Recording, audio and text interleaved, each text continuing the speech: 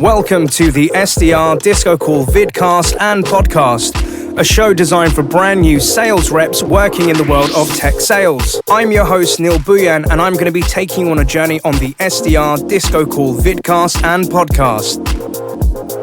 Did you know that you can watch this show live with the guests on YouTube? This show is available on YouTube at happyselling.io. Today, we have a special episode of the SDR Disco Call vidcast and podcast. Hello, listeners and watchers. Welcome to another episode of the SDR Disco Call podcast / vidcast. I'm your host, Neil Buyan, and today I'm really happy to say we've got a returning guest. This is Jordan Cornish. You may have remembered him from episode 8 of the SDR Disco Call podcast. Jordan, you're based out in Australia at the minute, so good evening, and how you doing, mate? Yeah, good, thank you. Good evening, good morning. Happy to be back, Neil.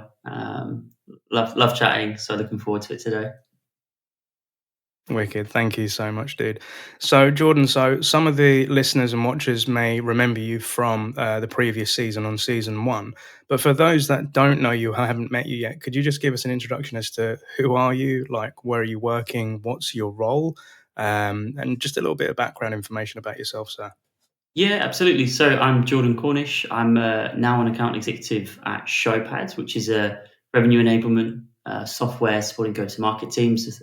Neil used to work there as well. So I used to be based in London, UK as a BDR, and I've progressed into an AE role in the APAC region, working with businesses from SMB right up to the enterprise space. You'll remember from the last episode that I've got a 2-year-old, well, he's now 2, he wasn't before, called Raphael. I'm an avid Chelsea supporter. I love all things Italian. Pizza's my favourite food.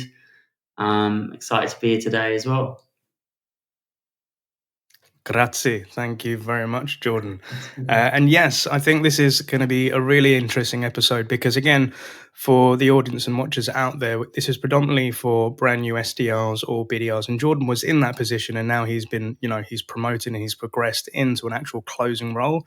And I know that's a big dream for a lot of our listeners and watchers out there. So it'd be interesting to know, like, what's happened since.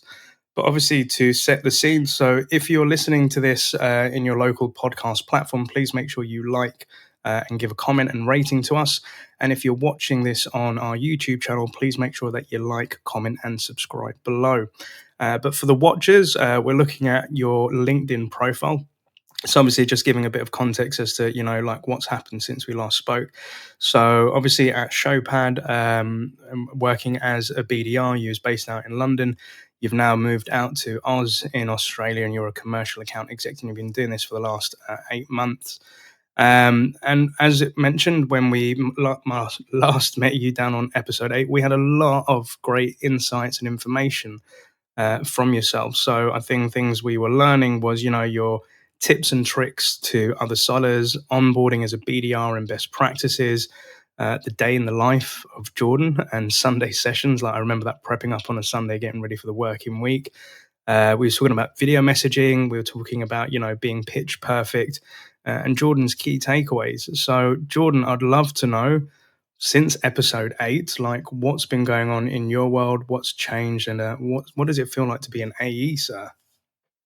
Yeah, good. It's a good question. So, like, I suppose every day should always change, right? Because we should, as human beings, always be driving change. But loads has changed. Like the place I live in the world is different. The market and people we interact with on a daily basis is different, which is really cool because like a lot of the skills you learn as a BDR are about driving conversation, not being afraid to connect with people and that kind of stuff. So, yeah, I've come into a completely new market where we've got no real presence, which is really cool because you get to the opportunity to define what that's going to look like. And you get the opportunity to speak to people for the first time and educate people around what you do. So if you're passionate around what you do, like it's amazing. So yeah, we're going really well now. There's 2 of us here. We've actually just hired our first BDR for the region, which is really exciting. So this is a person I'm getting to work with closely on a day-to-day basis and get to share some of the like beautiful things about being a BDR. So this is somebody that a chap called Arjun actually, but he's very excited about the future, about setting up his own business and all these types of things. And we're working around skills that are going to help him today, right? But things that are going to help him in the future. So that's, one thing that's changed today. what's another thing? I suppose I've started falling into the things um, that used to scare me most. I suppose uh, always moving forward, always embracing change. Like really, really falling into that quite hard. My son's Yeah. growing up loads. That's changed. I've got a 2-year-old that runs around the house Oh, that chucks things at me during my Zoom meetings. It gives me loads of anxiety at any moment, as I'm sure you can appreciate. Um, but yeah, it's yeah. just a really exciting time all around. I suppose in terms of the change as well, it makes me really appreciate all the things I have learned from the BD role from the UK market because it's quite busy and noisy. The BDR role Yeah. itself is like I miss it a lot in a nice way. Because a lot of BDR say 2-3 months in, I just want to be an AE now. I want to run a company now. Yeah, yeah. But actually, like, there's just so many bricks on that yellow brick road to AE or CEO. So yeah, a lot's changed now. I'm happy to share that with you. Absolutely love it, sir. So there's lots of things that I'd love to pick your brain on, and it's great to hear. Like you've immigrated, you've gone out to Oz, you're kind of starting this from scratch. You're working with the BDR. Raphael's growing up as well, and you've had that tenure of going from BDR to A. So there's lots of things that we can dive into, and I think ultimately, what has it been like? I think for yourself immigrating, like moving your life out into another country, because I think since the pandemic and things now starting to lift up, there has been a lot of people moving about. So I'm currently working for a Dutch team where a lot of my SDRs are people that have moved from the Philippines, the US, the UK, from France. Now they're coming out to work out in a different country. That's an Mm. experience in itself. And then secondary to that is you're working for a well-established company, but you're now in a region where you're not as known as well, and you're kind of going back into startup, perhaps maybe scale up mode again. I'd love to know what has it been like moving as a sales professional into a new world with a new life, and what is it like to kind of take the helm of kind of introducing Showpad to Australia? What's that been like? Yeah, so like it's a good question as well. Like it's certainly very interesting because Australia is a place where everybody speaks English, right? But like from a personal perspective, culturally, it's very different to England. Everything's about 10,000 miles away. Like if you're just going to drive to the corner shop, it's very far away. So like initially, having work's beautiful. Setting something up from scratch is beautiful because you can really just dive into it and lose yourself in it a little bit. Mm. Eventually you've got to pull yourself out of that, right? Because you've got to make friends and have a life. So, but yeah, it's been great. There's a lot of things like I love the fact that I've got a kangaroo in the bottom of my garden that I can go and feed with my son every morning. We've got turkeys everywhere. Like Oh wildlife wow. just walks into our garden. That's really cool. We get foxes in London, so like it's completely different. um, and Yeah. it's an amazing environment to grow up, for your son to grow up in, right? So that part's beautiful, and the Mm. whole idea of living on literally the polar opposite side of the world when I'm from a very tiny little town in England called Weymouth where nobody ever leaves is phenomenal. But it's part of Yeah. that philosophy of like forever changing and challenging yourself and just driving forward all the time, right? So that element's like super Mm. cool. I love that bit. Um, the bit about Showpad, yeah, it's weird because everybody, again, going back to that point, is like when you're a BDR, you're just like, I'm going to be an AE because it's just better. And it's like, nobody actually knows why it's better. Nobody really knows what it is. From a role, you can read as many job descriptions Yeah. as you like, but like they don't tell you maybe Yeah. Yeah. 50% of your time spent doing paperwork or admin and that kind of stuff. But I love it. Don't get me wrong; it's a great role. But there's a lot of stuff that you're kind of not prepared for in going into an AE Mm. role. But there's always going to be gaps, right? But in a new Yeah. market, especially, you've got to wear a lot of hats. So sometimes I'm still doing a lot of like data focused stuff. I'm still like going on sales nav, finding all my leads and my prospects and companies, researching them, finding them, putting them through Salesforce and outreach still, and doing all my own messaging, calling people, that kind of stuff. So it's still really raw, which I love because you're seeing like this Yeah. the BD stuff that I love doing. I love speaking to people and I love researching. I'm quite kind of nerdy in that aspect. I'm quite analytical, quite research focused. Yeah. Yeah. So Yeah. still doing all that stuff and then speaking to people on a daily basis, which is great. So it's all really fun, but at the same time, like you say, Showpad's it's a big company, right? But here it's not so well known. So helping them on their road as well is a story that's going to stay with my CV forever, but it's going to stay in my mind forever as well. That's quite Yeah. a cool success story. So yeah, I'm loving Yeah. it. Like it's a really cool challenge to have. Like it's very different to the other challenges I've had. This is a fun one. So yeah, I hope that answers your Yeah. question. Yeah, 100% it did, dude. So I think, immigrating to a new world, like having a new way of life, having kangaroos in the garden with Raphael to play with, that's freaking awesome versus screaming foxes out here in the UK. And obviously, going through that transition of becoming a closer, but still falling in love with the elements of what you did as a BD. So you're still, building things from scratch. You're finding your messaging, you're finding your prospects, you're reaching out to them and evangelizing and kind of putting the word of Showpad out into a new region is super cool. And the fact that you're still happy with it and you're enjoying it, I think that's fundamentally what I would love for people to do, to be happy sellers, right? And now, like you said, you're working with a new BDR and you're kind of like showing them the ropes of the things it means to be a BD. But it would be interesting to know of like, when we last spoke, you were a BDR and you now become Mm. an account executive. What was that journey like? And what things did you experience? And what is it like? I think a lot of people want to know is what's it like on the other end? That journey is tough and fun. Like I will always respect every single BDR that I ever come into contact with, being somebody that's done that job. Like I did recruitment before as well, and that's similar in terms of like it's a lot of rejection, and it's not just a lot of rejection. Mm, Some people are like downright rude to you sometimes, and like you put a lot of effort in, whether you're creating videos, whether you're creating personalized email every single time, researching people, working 6 till 10, whatever that looks like, and you're facing rejection like 99.9% of the time. And there's no yeah. other job that people will do that. Like you can be a CEO, for example, and whilst like there will be challenging times, you might not get to see your family because you work late, right? For example, but there's less and less people are saying no to you really because you're the CEO and people don't want to upset you, right? But as you kind of progress through the organization, I think a lot of people forget BDRs and how important they are. Like there's this kind of common thought that BDRs is just like a stepping stone. It's just a junior role where you just kind of just you go in, it's brutal, and you step through. It is brutal, but like there's so many learnings there that are going to set you up for the rest of your career. So, like in terms of my journey, like when I progressed in, like it went really well for the first 3 months, which is great, right? And then I had a down period for like a month, Yeah. month and a half. I was working out of Australia for like in the AM, but doing the UK market. And I actually really Oh, struggled okay. for a bit because I was so keen to like master my role that I was just like reading about sales enablement, reading about pitching, sales. And then before I know it, my manager, Joey, tapped me on the shoulder to say, kind of, we should do some Yeah. one to one. You're way overcomplicating things. And I thought, I'm going to get fired. Oh no. Yeah.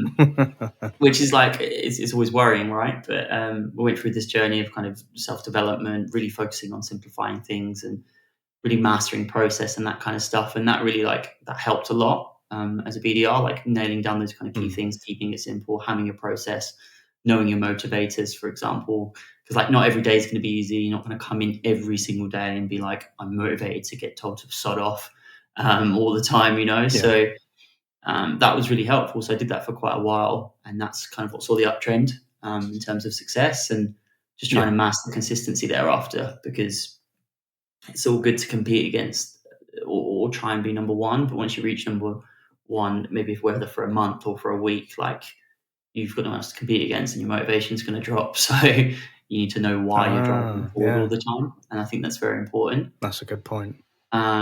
And then yeah, the role just came around. Like I think they said, just Jordan, you've just got to keep hitting your numbers and just showing the right attitudes and the right traits and stuff like that. And that's kind of how it came about. It's not like do it for a year and it'll come about, do it for 9 months or whatever. It was very much just Mm, keep doing the right things, keep showing the right attitude. When there's the opportunity, we'll promote you through. So I suppose there's an element there where you just got to be a bit patient as well. I worked in sales recruitment, yeah. and you'd be surprised how many people just drop out, and then it's really tough to get out of that loop because they'll go 6 to 9 months for being a BDR somewhere, don't get the break they want, and they think, let's go somewhere else and be a BDR, then I'll get it there. Yeah. It doesn't happen, trust me. They'll stay there another 9 months to Yeah. another year, and then they'll cycle around, and unfortunately, like it can ruin your career. So, like I say, patience for as a BDR is one of the most crucial things. I learned that at the time as well because like it can get frustrating. So yeah, I hope that answers your question. Yeah, it does. Definitely does indeed, dude. And a lot of takeaways there as well, like going through the experience of, those first 3 months, you're in a different country and you're working like back on home region, having like Joey and like having those coaching sessions, and having that patience as well to, get used to this new role. And it is to an extent a different mindset as to what we were doing BDR. There's still elements of what we do, but we have now new challenges. We also have this quota on our head. And now we're not only trying to convince people to have a chat with us, but we're also now trying to convince them to buy from us and, not churn and just sign that contract and chase them as well. And you hit So, upon that point of, a lot of people just want to progress as quick as they can.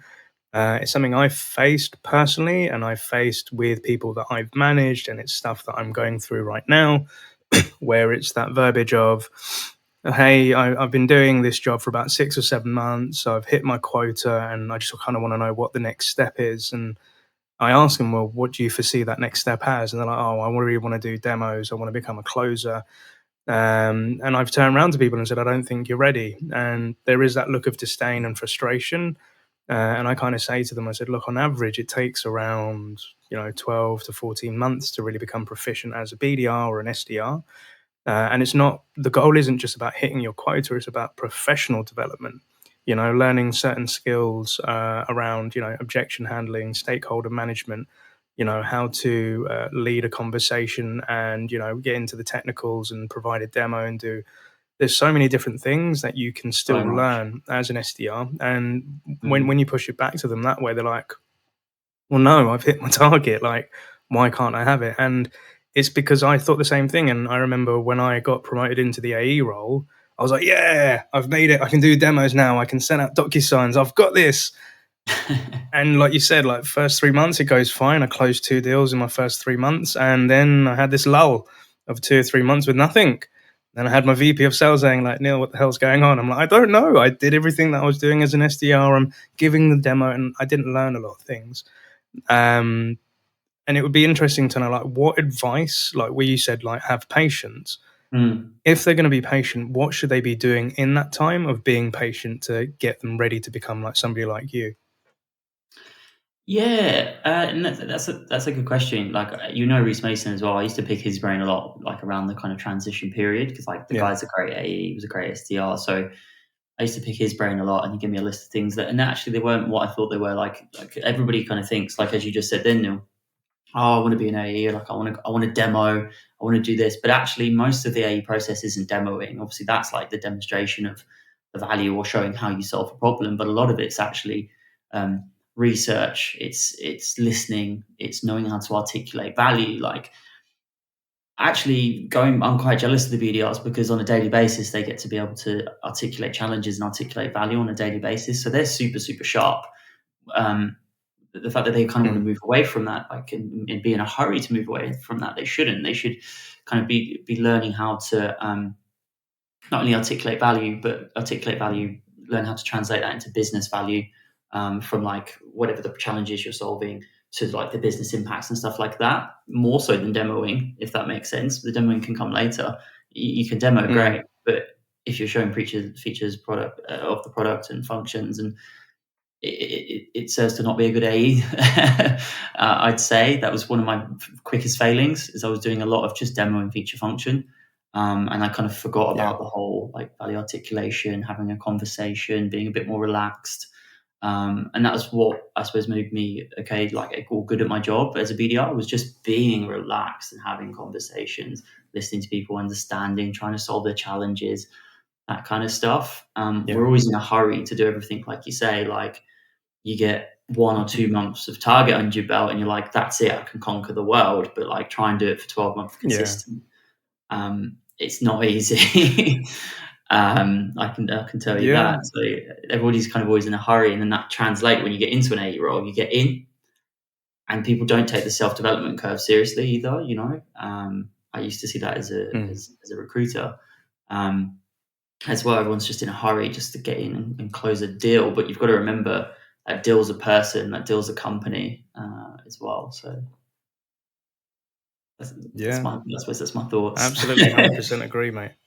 Yeah, yeah, 100% agree. And I think it's that rush of it could be to do with like, the title, the recognition of closing something for the business and having your name against that. I totally get it. And that's exactly how I felt.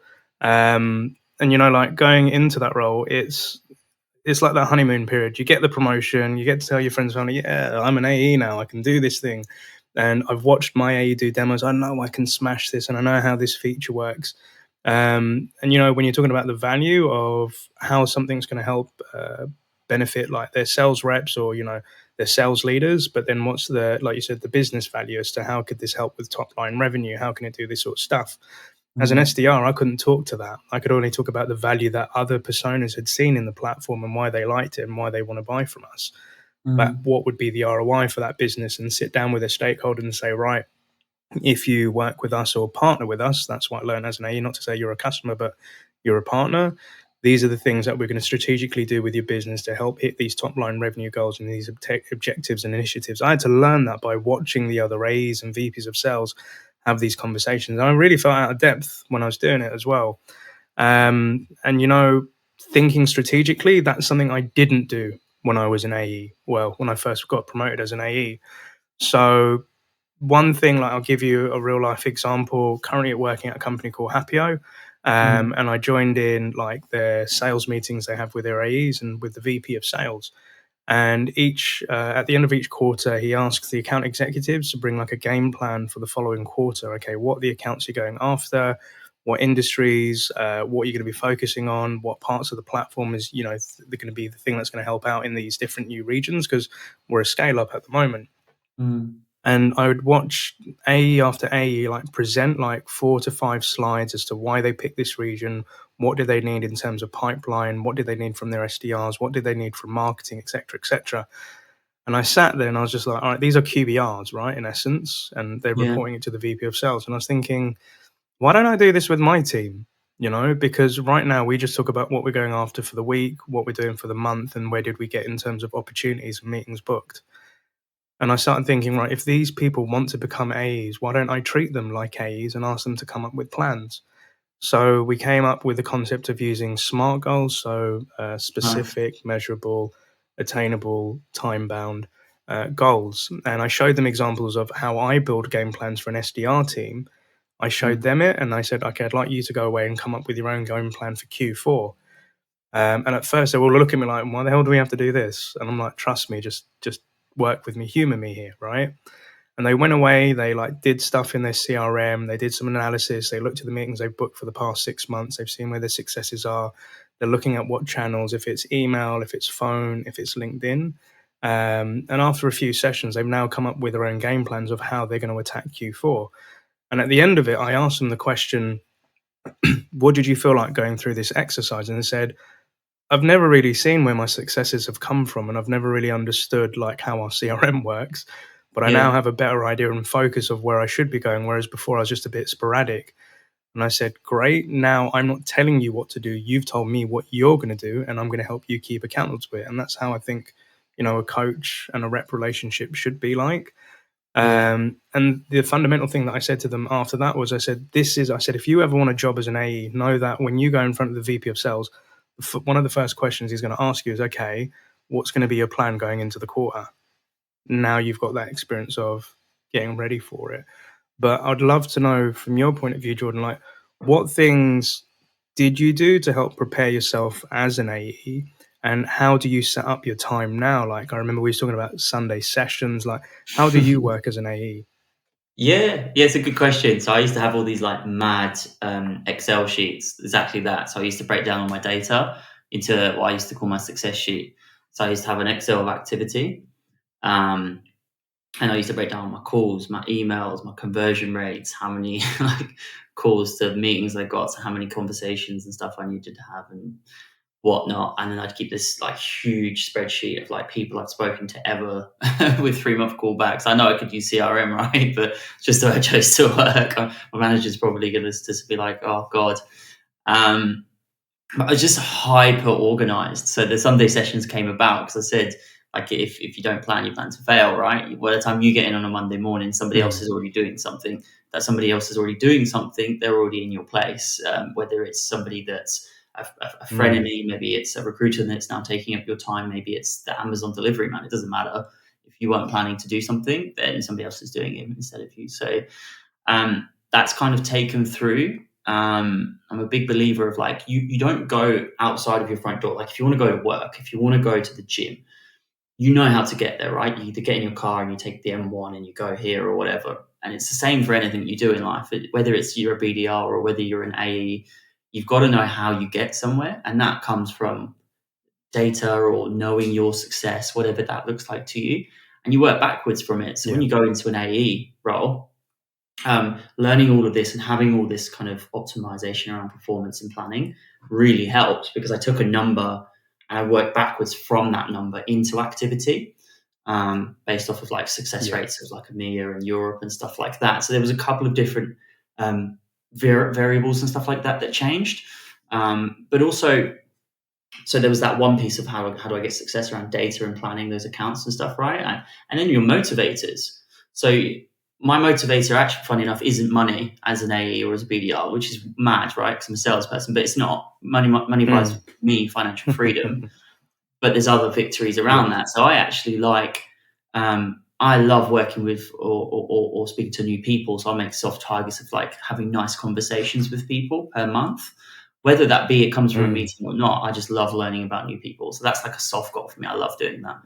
Another goal for me is kind of landing new logos for the business. So like cool tech companies and stuff like that, where I read about it and I'm like, oh, wow, this business is so interesting. I want to help them grow. So that's like a kind of another one.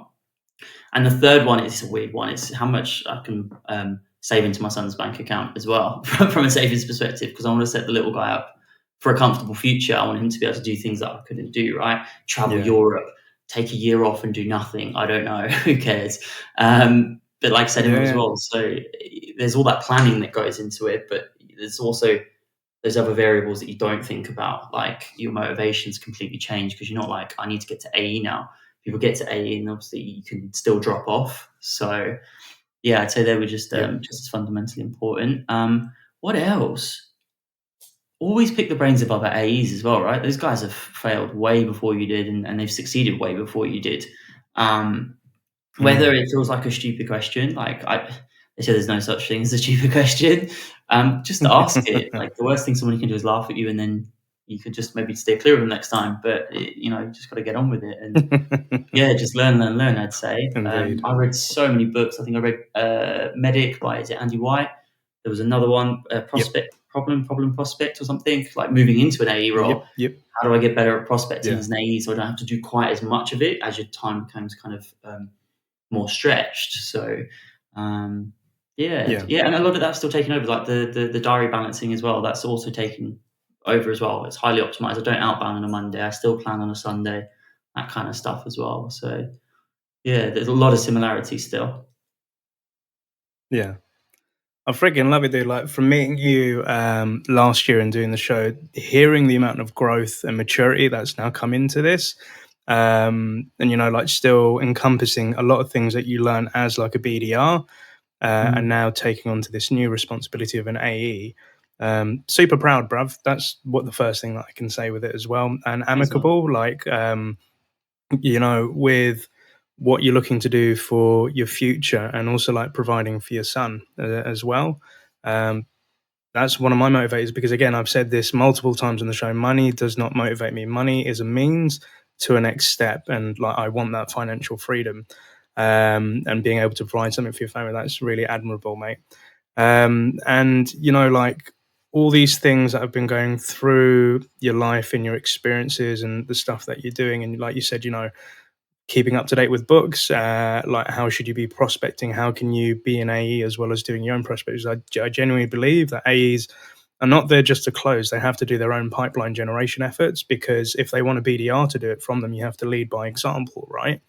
And I remember you saying at the beginning of the show, you've got this BDR that you're working with which sounds he's entrepreneurial, like he maybe wants to be a CEO of his own company one day as well. That's really inspiring. But what is it like now? It's kind of like the Jedi and the Padawan, like a Star Wars reference here. Like you've been that Padawan, you're now the Jedi, the AE, and you've got this young Padawan. working alongside you. Like, what's that relationship like, and like, what have you been able to teach him, and equally, like, what have you learned from him, sir? Yeah, I've learned. I think I probably get more out of him at the moment. Maybe being a bit harsh on myself, but like I just see a lot of like myself back then as well, and it's really like eye opening to see how far you can come, because like you enter this kind of realm and you're just like, oh, I don't know anything. I'm afraid of everything. Maybe not everybody comes in like that. Some people come in super confident, right, and they just want to dominate it from day one and Yeah, smash everything. But I didn't come in that way. I came in quite nervous. Like I'm actually a very reserved person. I went for all the public speaking stuff, right? So this person, yeah, he's a confident guy. But at the same time, like he's nervous about like not succeeding from day one. So if he ever mucks up, sometimes he gets a bit nervous. So I see that in myself from back then as well. And there's a million things. So I just love kind of yeah, trying to help him. Like I really get enjoyment out of just like being like, absolutely don't worry about it. Like if you go 2-3 months and you don't book a single meeting, but you do like the right things and you're trying on development and your messaging is improving and you're passionate and you're asking the right questions, doesn't matter. Doesn't matter, because you'll get there. The mm, point is as long as you're doing the fundamentals and you're trying to polish those fundamentals, like you'll get there. And it's the same. That's my advice for any BDR as well. Is like if you're ever having a tough day, don't worry about it. We said this before. I think a day has 24 hours, and then yeah, tomorrow's a new day, right? You just write yeah, down what could have gone better, what went well, and then focus on improving them and bettering the things that went well, right? And it's the same for him. Just be happy every single day. Like we live in Western society, we're fortunate. Most days it's sunny in Australia. Um, Somebody might yeah, tell you to bugger off, but the microwave might have exploded, and they might be angry. Call them back in 3 months. They might be a bit more chilled about it. I like to explain yeah, stories to him as well, to like just help him as well. See, understand that I've been embarrassed. Like a lady once, I called her and I woke up her yeah, baby, which because she was on maternity leave, and she yeah, yeah, screamed down the phone for yeah. me, and I could have cried. Honestly, I was so embarrassed. Um, Mhm. and then she like was just like, "Where'd you get my number from?" And I just like whispering down the phone, although at this point it was too late. Explained it, where I got the number Yeah, from, and she was like, "Fine, bye," and then actually called me back to say sorry because she like snapped my head off. ah, So I like explaining yeah, stories like that to say like it genuinely happens to everyone. Don't worry about it. yeah, And it's nice. It's nice. Kind of having that oversight for somebody and helping them with their personal development. It's like one of my other kind of softer goals is to help them consistently develop and hit goals and targets and stuff like that. And having somebody to share those wins with as well is important. Like we're all in this yeah, together, right? It doesn't matter if you're a BDR, an AE, yeah. a solution engineer, whatever. Like we're all on the same team. We're all trying to win together. So Mhm. yeah, I love it. I love it. I don't know if I'll go the management route anytime soon, but I like the oversight. I love it, dude. And if only all AEs were like you, Jordan, that supportive. And I think that really helps with somebody that's, new to the career. Like you've advised them that, okay, like you can make mistakes, but as long as you're trying to do the right thing, as long as you're staying consistent, storytelling is the best way to do sales, whether it be selling to an external, selling like an idea internally to somebody as well. Mm. And like going through those rough patches of like harsh cold callers. I was literally having a conversation with somebody on LinkedIn this week where this BDR had asked on LinkedIn saying like, look, salespeople or prospects, I just want your advice. She said she got onto a call with somebody, she cold called somebody, and it sounded like her prospect was being an a-hole that day, Yeah. where they were laughing at her, trying to overcome objections as to why he wasn't interested, and he kind of berated her a little bit. But she, got off the call and she moved on, and she just says like, does this happen all the time? Like I do 100 dials a day, and this guy just got to me. And I just kind of chimed in and said, look, you're going to get this, but first and foremost, take like an applause for yourself for doing the call in the first place, trying to get towards the other end, and, not for reacting. And I always say that if somebody's having a bad day, like perhaps that lady with child, they may have been going through something in that day where they're just going to snap or bite the head off somebody they don't know, because it's easier to hate on some, not hate on them, but be mean to somebody that you're Yeah. never going to meet or you're never going to know. But just you have to kind of let it not get to you personally, and it's easier said than done, but it takes time, and the more you do it. But it was beautiful to hear that lady called you back to say sorry, because sometimes people are just going through a bad time, and we ring at the time when they're going through it, and not to take it too personally. Yeah, exactly. But having that Um, relationship like with your BD, I absolutely love that. And do you know what? It might be really cool again to get you on the show again, but perhaps get both of you to hear like the SDR and the AE on the same SDR Disco Call podcast, and have you both here chiming in. I think that'd be super beautiful. What do you think? yeah, it's a good angle as well. And then there's another person to hear about their self development, maybe how terrible of a coach I am. Maybe who knows? I think it's a great idea. Stories from both angles, right? All right. I've planted the seed there. So, yeah, I've planted the seed there. If we can get your BD on with yourself, I'd love to do a dynamic duet, because that's what you guys are. You're a dynamic duet. You're co-pilots. You're helping each other out, break into new markets, new regions, and you like egg each other on to do it, and you learn from each other. So it's really refreshing to hear that you've got a great relationship with them as well. And if we kind of like what we've normally done on the show, Jordan, is what would we say to a younger version of ourselves, like 3 key takeaways? And obviously, you gave us 3 key takeaways last time. I'd like to know is like, from the advice that you've given, Mm. has anything changed in terms of your mindset and the way that you look at things now today? And what would those 3 things be, sir?